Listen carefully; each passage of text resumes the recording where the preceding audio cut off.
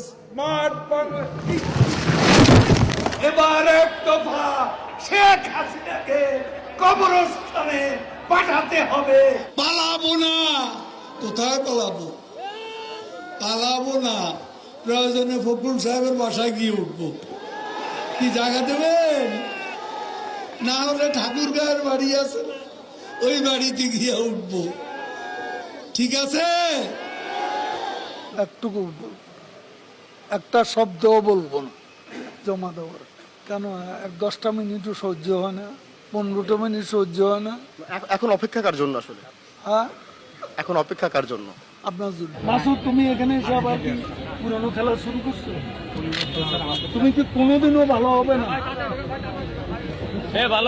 তুমি কোনোদিনও ভালো হবে না। 28 থেকে 4 তারিখ কতদিন হলো?